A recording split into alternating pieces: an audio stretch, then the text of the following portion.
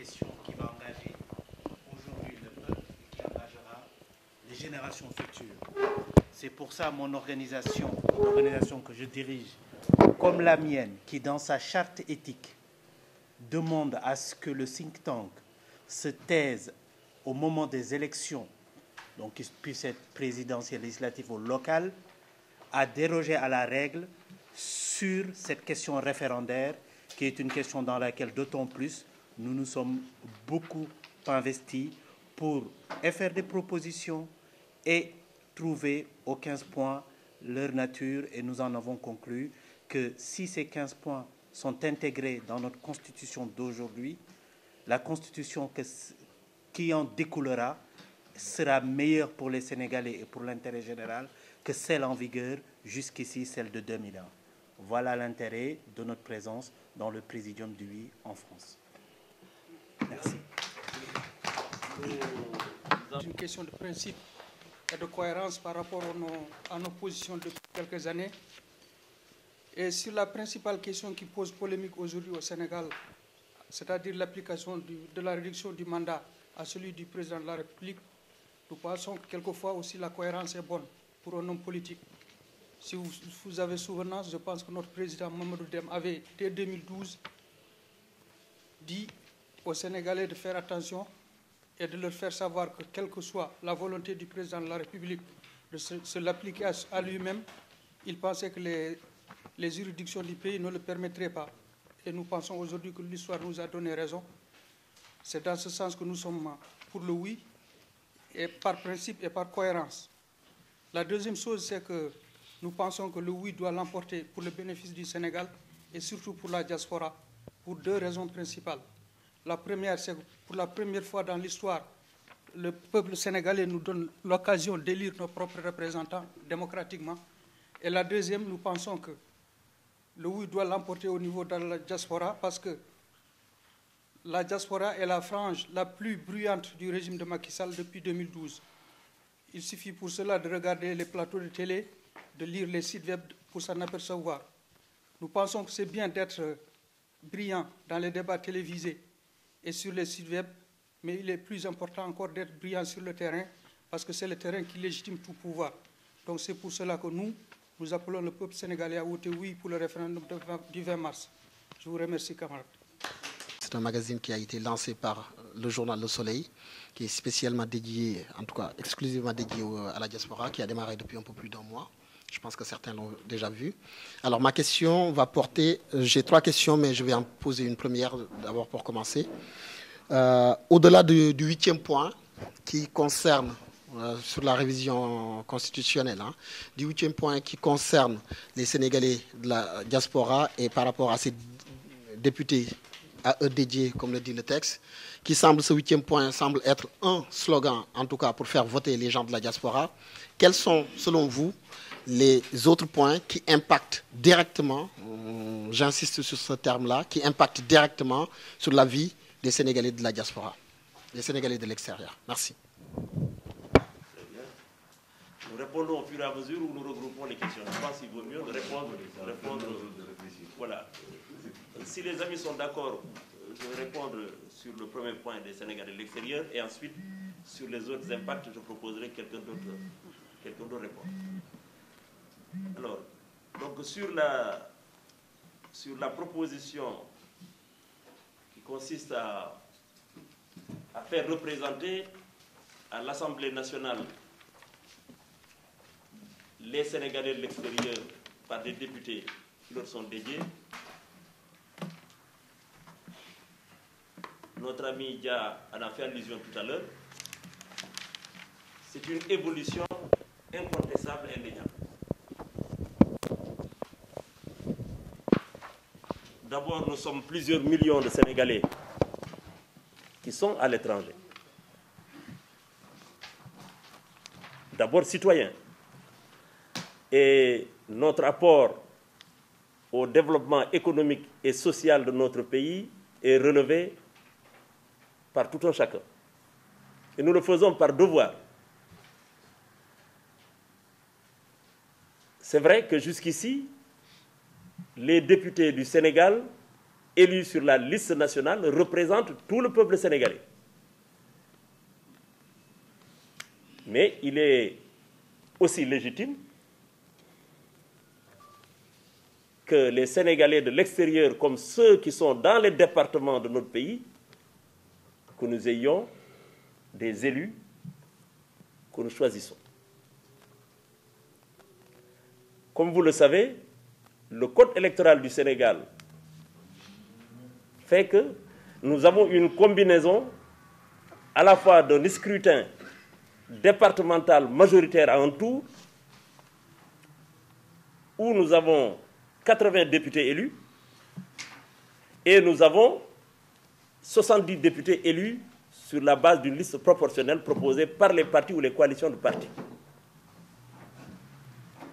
Donc jusqu'ici, si un parti politique sénégalais souhaite avoir des élus ou un élu issu de la diaspora, il n'avait pas d'autre choix que de l'intégrer sur sa liste nationale. Donc c'est la somme des voix obtenues par ce parti ou par cette coalition de partis qui élit la liste nationale dans laquelle figure ce représentant issu de la diaspora, ce député issu de la diaspora. Donc cette proposition qui est faite, elle répare à la fois deux injustices. C'est vrai qu'il n'a pas encore été défini les modalités de désignation de ces futurs députés. Je pense que ces discussions interviendront après le référendum. Mais si, comme nous le souhaitons et comme nous l'imaginons, si on transforme les pays dans lesquels nous vivons en circonscription électorale de la diaspora dans ces différents pays qui vont élire directement les députés. Ce qui veut dire que ceux-là sauront qu'ils sont élus par leurs compatriotes qui vivent à l'étranger, donc ils seront redevables directement de leur légitimité. Et ils seront en droit de répondre à leurs interpellations et de leur position et de leur expression. Donc ça, c'est extrêmement important. C'est extrêmement important. Maintenant, le nombre de députés, les modalités, tout ça n'a pas encore été défini. Comme certains d'entre vous, nous avons entendu notre ministre de l'Intérieur samedi dernier dans une chaîne de télévision insister sur aussi cette importance. Maintenant, tous les autres points, évidemment, interpellent les Sénégalais de l'extérieur parce que nous sommes citoyens. Je propose que quelqu'un d'autre complète sur l'autre aspect de votre question. Moi, je pense que je peux répondre à cette question très difficile d'ailleurs. Si je comprends la question, c'est effectivement le seul point qui impacte directement la vie des Sénégalais de l'extérieur, c'est le point 8. Il faut être très clair. Par contre, nous pouvons quand même amener certaines précisions. Il est dangereux dans nos débats, effectivement, de devoir opposer une question constitutionnelle est une question de peuple et d'égalité des citoyens, les Sénégalais de la diaspora de ceux du Sénégal. Mais pour répondre à cette question, je pense que de façon moyenne, il y a 3 points que j'ai relevés qui pourraient vraiment intéresser ici la vie des Sénégalais. C'est-à-dire, nous savons l'implication des Sénégalais dans la vie politique sénégalaise, et il y a des points de loi organique qui contrôlent beaucoup de choses par rapport à l'étranger, et je le dirais à raison, à savoir par exemple dans le financement des partis. Pour ceux qui sont dans les partis, nous savons que nous sommes extrêmement vigilants à ce qu'un sou ne nous vienne, parce que c'est un critère de dissolution, par exemple, de parti politique, ou d'invalidation d'une candidature. Mais si on mixte les 2 premiers points, de la modernisation du rôle des partis avec la participation des candidats indépendants, à partir de ce moment-là, nous pouvons envisager la vie des Sénégalais de l'extérieur dans la vie politique de notre pays ne plus être donc prise en otage dans un engagement politique d'appareil. ça je pense que c'est extrêmement important, nous sommes bien placés pour savoir que pour la plupart, il y a des Sénégalais de l'extérieur qui, par exemple, pour des élections locales, pour avoir eu des rôles déterminants dans une localité précise, sont obligés de jouer le jeu des états-majors politiques pour pouvoir, peut-être, par une sympathie qu'ils ont déclenchée dans une localité, pouvoir jouer un rôle local dans ces élections-là. Quand nous combinons les deux premiers, aujourd'hui, ce passage que je ne dénie pas et que je ne dis pas qu'il n'est pas bon, c'est un passage aujourd'hui de se présenter comme indépendant. Je pense que c'est quelque chose de très bien, et pour les Sénégalais de l'extérieur, mais aussi, pour le dire, et pour les Sénégalais. Et le point 10 aussi, moi, m'a interpellé par rapport à votre question, c'est la question prioritaire de constitutionnalité, quand même, qui est quelque chose d'extrêmement important. Et à chaque fois que ces questions sont soulevées, c'est vrai que pour la plupart seront soulevées pour tous les Sénégalais. Et pour les Sénégalais, il faut rappeler que l'innovation, c'est que ces QPC puissent être soulevées a priori, mais aussi a posteriori. C'est la première innovation. La deuxième innovation, c'est qu'elle n'est plus sous la seule possibilité des institutions du président de la République, de l'Assemblée ou autre. Donc, par la voie de la Cour d'appel, aujourd'hui, il y a certainement dans les lois, depuis qu'elles existent, et celles qui sont antérieures au Conseil constitutionnel, il y a aujourd'hui certainement l'application des lois qui ne vont chercher que le vécu ou des contentieux intrinsèques à la vue du Sénégalais de l'extérieur. Et à partir de ce moment-là, en clair, un Sénégalais de l'extérieur peut avoir, dans un procès, soulevé une loi votée par l'Assemblée nationale qui impacte ses activités ou la spécificité du fait qu'il est à l'extérieur du Sénégal. Et pouvoir soulever devant le Conseil constitutionnel une QPC, je pense aussi, c'est aussi pour nous, et peut-être avoir raison là-dessus, une avancée pour les Sénégalais de l'extérieur. Mais je le répète, je pense que c'est par induction qu'on peut dire cela, mais cela m'a poussé à réfléchir effectivement sur cet impact que certainement sur cette QPC, peut-être qui ne serait pas relevé par des problèmes de droit qui ne couvrent pas la partie sénégalaise d'extérieur par rapport à la territorialité des lois. Voilà. Oui, moi j'ai bien écouté d'abord la question qui a été posée. Et moi je ne répondrai pas sous l'angle d'une dichotomie entre Sénégalais de l'intérieur et Sénégalais de l'extérieur, dans la mesure où nous sommes dans un monde globalisé, où la mobilité est devenue plus qu'une réalité. On est aujourd'hui à l'étranger, demain on retourne au niveau national. On est aujourd'hui au niveau national, demain on peut sortir du pays et aller un peu partout. Et quand on regarde l'exposé des motifs, tout ce qui est là concerne directement, indirectement, au-delà même des Sénégalais, nos voisins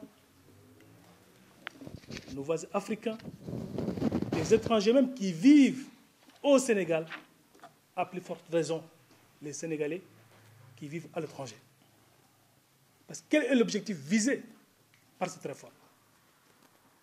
C'est une sécurité juridique, c'est renforcer nos institutions et prévenir certaines crises qui peuvent, à la limite, toucher notre pays à travers le jeu politique, à travers le jeu démocratique.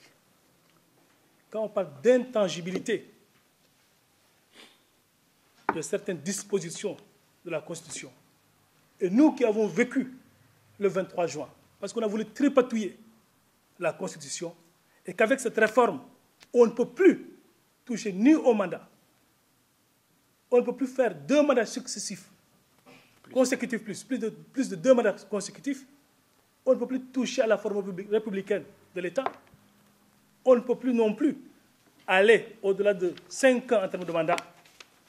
Donc tout cela renforce notre démocratie. Et si la démocratie est renforcée, si l'état de droit est de mise, naturellement, on peut aspirer à un développement économique du pays. Et donc, nous qui participons à hauteur, c'est-à-dire que la participation des Sénégalais de l'extérieur, comparée à l'aide publique, qui dépasse l'aide publique au développement, pourra enfin mieux utiliser pour contribuer une fois de plus à ce développement-là. Donc, il a parlé de quelques dispositions. Moi, je vois la disposition 4. Nous sommes, beaucoup de Sénégalais de l'extérieur détiennent comment je dirais même, un patrimoine, du foncier par exemple. Nous avons des ressources qui sont, en tout cas, on l'espère bien, entre le pétrole, le gaz et autres. Donc il y a pas mal de choses où les Sénégalais de l'extérieur pourront investir. Donc si tous ces droits sont garantis, je pense une fois de plus, c'est notre État, ce sont les citoyens, ce sont même les investisseurs étrangers qui investissent au pays, qui verront un pays stable, démocratique, moderne, où les institutions sont fortes et où il fera naturellement, on pourra vivre naturellement, il fera beau vivre en quelque sorte. Donc, une fois de plus, je pense que c'est cette approche-là que je vois de votre question, mais en aucun moment, on ne peut pas dire que c'est une approche marketing pour toucher telle ou telle catégorie. C'est un tout organique et tout ce qui touche l'un touche indirectement l'autre parce que nous sommes comme un vêtement sans couture, comme disait l'autre. Voilà ce que je voulais apporter. Oui, mais bon, si tout le monde veut répondre, on finira par 2012, sauf si mon ignorance me conduit en erreur, depuis 2012, l'APR a travaillé en solo ici en France, ignorant ses anciens alliés. Ma question s'adresse à vous, monsieur. Qu'est-ce que l'APR vous a servi pour vous convaincre de revenir à nouveau travailler avec l'équipe de Demba Sow? Ma deuxième question s'adresse principalement à l'APR. Est-ce que vous êtes véritablement confiant, parce qu'on sait aussi que votre parti a fait face à beaucoup de conflits de positionnement. Est-ce que ces guerres de positionnement ne pourraient pas influer négativement sur la mobilisation de vos militants ici en France? Voilà. Que nous n'avons jamais cessé de travailler avec l'APR, parce que nous sommes en tout cas dans une alliance. Ce n'est pas uniquement le PS avec l'APR, c'est le PS dans une alliance globale avec notre parti. Et donc peut-être vous n'êtes pas au courant, mais nous avons toujours participé en tout cas aux réunions, qui ont été initiées par l'APR depuis 2012 jusqu'à aujourd'hui. Je voudrais vous dire que nous, dans le cadre de l'alliance qui nous unit, nous avons été demandeurs de rien. Notre secrétaire général l'a toujours dit, l'a toujours répété. Nous avons gagné ensemble, nous travaillons ensemble, nous ne demandons absolument rien du tout. Donc c'est l'APR qui a gagné. Nous participons en tout cas aux activités, à tout ce qui est fait. Et donc il ne s'agit pas de ne pas participer au gouvernement, mais nous apportons notre contribution, en tout cas dans les actes quotidiens. Donc le problème ne se pose pas. Donc ce n'est pas une désalliance entre nous et l'APR. Donc c'est vrai que la majorité, en tout cas de nos camarades, parce que c'est là votre question, ne tolère pas le fait qu'on travaille avec l'APR. Mais le problème n'est pas là. Le problème, c'est que quand on fait un engagement, il faut le respecter. Et cet engagement, nous l'avons respecté jusqu'à aujourd'hui. Et donc, le travail, il est là depuis 2012 et ça se poursuivra jusqu'à aujourd'hui. Et après les élections. Donc, le problème ne se pose pas entre nous et l'APR. Nous sommes ensemble. Aujourd'hui, le référendum fait que nous voyons l'unité de la coalition et au-delà de la coalition. Sinon, les réunions quotidiennes que nous faisons ne sont pas à valoriser aux yeux de l'opinion publique. Donc aujourd'hui, nous avons la démonstration de l'unité de Benno Bokk Yakaar et au-delà. Parce que depuis 2012, c'est l'élection majeure ou l'acte majeur posé par le président et le pays, c'est celui-là. Donc vous avez en face de vous Benno Bokk Yakaar et au-delà. Donc s'il y avait division ou autre, nous n'aurions pas pu en arriver là. Donc pour de là, je pense que même il y a un lien avec le positionnement. Il n'y a pas de positionnement. il y a des responsables et des militants qui travaillent pour le parti. Là, on vient du 18e avec Abdourahmane Diallo, avec des camarades qui sont partis. Nous avons fait un plan de travail pour aller rencontrer les Sénégalais. Et croyez-moi, au-delà même des responsables, tous les militants de la paix, tous les Sénégalais que nous avons rencontrés, magnifique Abdourahmane, tu confirmeras le travail qui se réalise ici. Parce qu'en fait, le positionnement ne nuit qu'à ceux qui se positionnent. Mais les citoyens et les républicains, les Sénégalais qui sont en attente de résultats, c'est notre positionnement, je m'excuse de l'expression. Donc, il n'y a pas... Le positionnement, il est réglé depuis. Il y a un coordonnateur, il y a des structures, il y a un parti en ordre de travail, comme je dis souvent, pas en ordre de bataille, en ordre de travail. Jusqu'à preuve du contraire aujourd'hui, il n'y a plus de positionnement cher. Les militants, les sections, pour parler de la paix, je m'excuse, ce n'est pas le cadre, mais pour ne parler que de la paix, c'est un parti vivant. Alors le positionnement, c'est parce qu'on débat aussi. Mais heureusement, et là la Constitution aussi le garantira, heureusement qu'on débat. S'il y a des pays où on ne débat pas, il y a des partis où on ne débat pas. Heureusement qu'on débat. Et le démocrate que je suis, comme je dis, par provocation, malheureusement on est en démocratie, donc on débat. Voilà. Il n'y a pas de positionnement. Nous sommes vivants, bien vivants, nous travaillons. Très bien, débat. Bien. Vous avez quelqu'un d'autre? Moi, je veux juste ajouter quelque chose sur la question qu'a posée M. Monsieur.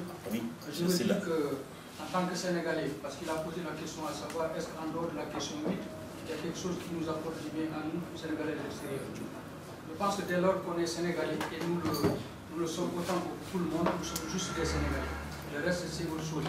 Donc, à partir de là, il y a du bien pour le peuple sénégalais. Nous, en tant que citoyens sénégalais, nous en bénéficions. Et ce que j'étais en train de dire tout à l'heure, pour nous, on a plus intérêt à ce que nous y gagnons, ne serait-ce que pour la question 8. Donc nous, par rapport aux 15 points, nous avons un plus par rapport au reste des citoyens restés en place. Donc c'est la seule raison qui motive, enfin, c'est pas la seule, mais... Qu'est-ce que vous voulez? Enfin, c'est pas la seule, mais ça fait partie des raisons qui doivent nous motiver. Donc je pense qu'on est des Sénégalais, on se considère comme tels. Nous ne sommes pas des Sénégalais moins, nous considérons même comme des Sénégalais plus, eu égard à l'apport, ne serait-ce qu'économique, qu'on rapporte au pays, et même sur le débat intellectuel qu'on apporte des avancées notables dans la vie de la démocratie au Sénégal. Merci. Moi, j'avais une inquiétude au niveau, on va dire, technique. L'acte 3 de la décentralisation a été quelque chose, selon les spécialistes, qui mettait sous terre le fait que la diaspora puisse être une 15e région. Je ne vais pas entrer dans des considérations techniques pour ne pas vous ennuyer.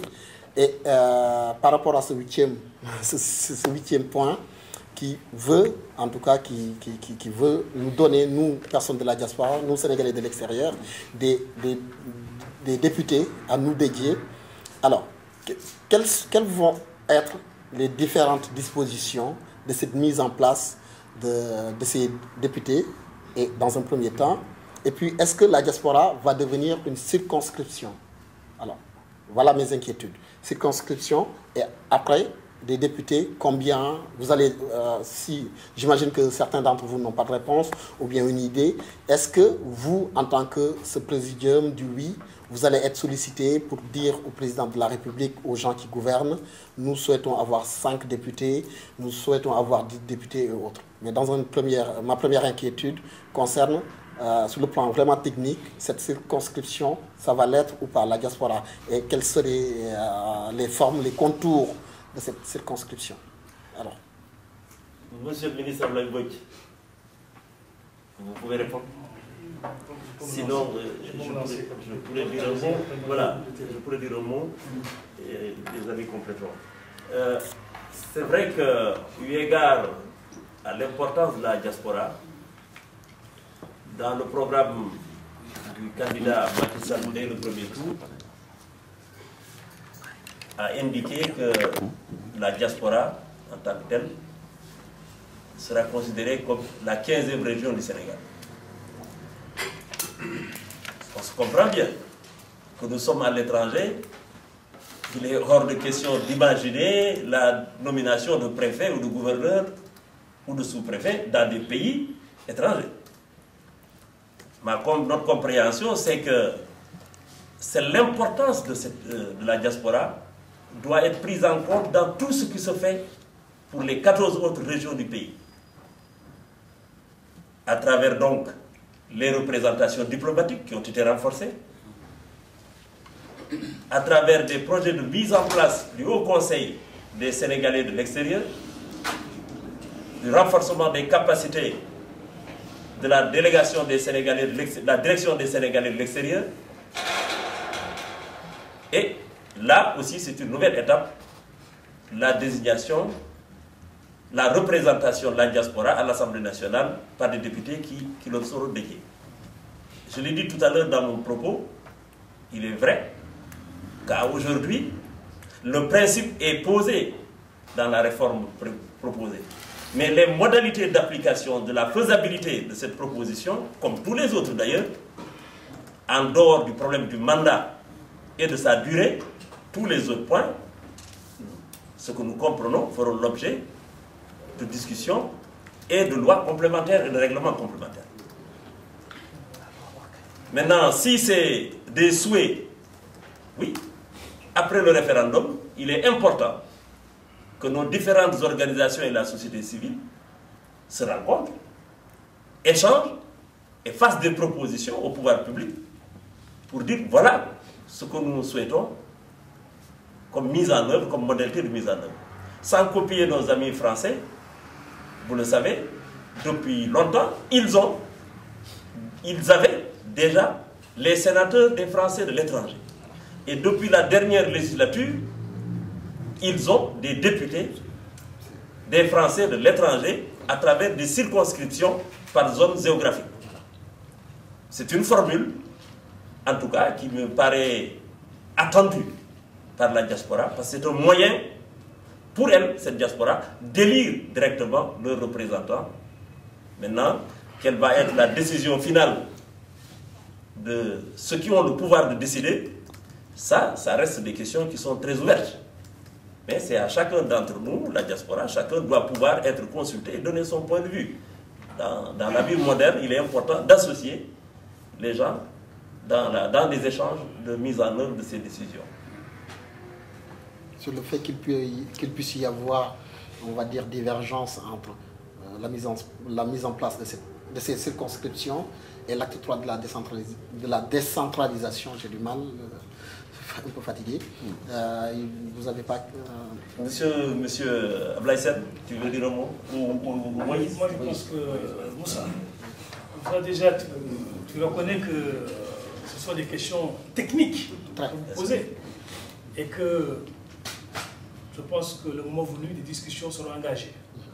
Ce que je peux te dire, c'est qu'il y a un projet de réforme qui obéit aussi à une certaine cohérence, à une certaine constance. Quand on va jusqu'à vouloir donner des députés à la diaspora, je pense qu'on est dans cette logique de région, dans la mesure où toutes les 14 régions, même la liste majoritaire, il y a le scrutin proportionnel. Et chaque région a au moins des députés. Donc le fait de vouloir donner à la diaspora des députés s'inscrit dans la même logique que le président a eu à prôner jusqu'ici. Premier aspect. Le deuxième aspect, nous sommes dans le cadre de la réforme constitutionnelle qui parle de constitution, parle du charte fondamentale. On ne peut pas tout préciser dans cette constitution. Il y a des lois organiques qui vont préciser les modalités d'application. Aujourd'hui, maintenant, il appartient à la diaspora de pouvoir réfléchir, proposer, quand le débat sera soulevé, que nous puissions, ensemble, en texte de la diaspora, apporter des propositions pertinentes qui pourront être retenues. Parce que les discussions, mais aujourd'hui, une fois de plus, nous ne sommes pas encore là. Ce que nous voulons, c'est faire en sorte que ce projet innovant et à la limite révolutionnaire puisse avoir le soutien massif de tous les Sénégalais. Et après maintenant, nous autres puissions, en tant que parti politique aussi, nous avons ici un 500, des sociétés, des associations, au-delà des partis politiques, pour que nous puissions tous réfléchir pour accompagner cette dynamique, pour accompagner ce mouvement. Permettez-moi d'être taquin un peu. Voilà.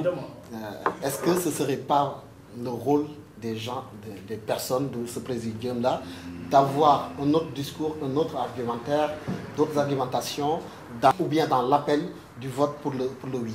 Différent quand même de ce qui se dit à Dakar. Parce que c'est ce que nous attendons de vous, en fonction de la spécificité du terrain. Nous attendons un discours beaucoup plus original. Là, ce qu'on entend, quand on vient pour vous écouter, vraiment, parce que là, je pense que c'est votre cas, c'est le cas de tout le monde, ce qu'on entend, il n'y a pas une grande originalité. Ce qu'on entend, c'est que vous puissiez aller au-delà de ce qu'on entend sur les radios et télé sénégalaises. En définitive, nous apporter un peu plus de grain à moudre à ce niveau-là. Nous parler des points techniques, peut-être, nous faire des propositions sur tel et tel. Moi, je pense, c'est mon avis, hein, c'est mon humble avis, je peux me tromper également. En gros, quoi, quel est le message qui vient du terrain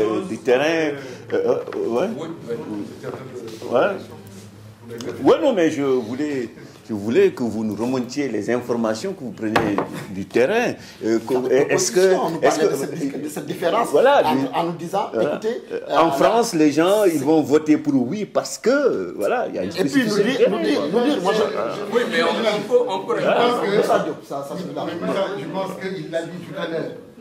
Les Sénégalais de la diaspora ne sont pas des Sénégalais à part. Non, ça c'est une exception consacrée, on ne le sait pas. Ça, c'est pas parce qu'il le dit que... Vous attendez à une réponse alors. Oui, mais pardon.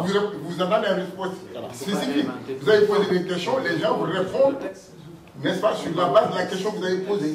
Aujourd'hui, nous sommes des Sénégalais de la diaspora. Nous nous réjouissons du fait, effectivement, qu'on a été, à la limite, on n'avait pas été oubliés. Parce que nous aurons des députés qui nous sont dédiés. Mais au-delà du fait d'être des Sénégalais, nous sommes avant tout des Sénégalais, il l'a dit. Et nous, ce qui nous incombe, c'est l'intérêt de la nation sénégalaise, l'intérêt des populations sénégalaises. D'ailleurs, quand on parle de notre contribution au développement du pays, c'est surtout cela. Aujourd'hui, on cherche effectivement à réorienter cette aide-là pour que ça puisse être beaucoup plus, à la limite, productif. Et ça, on va y travailler. Le nombre de députés, on va aussi y travailler.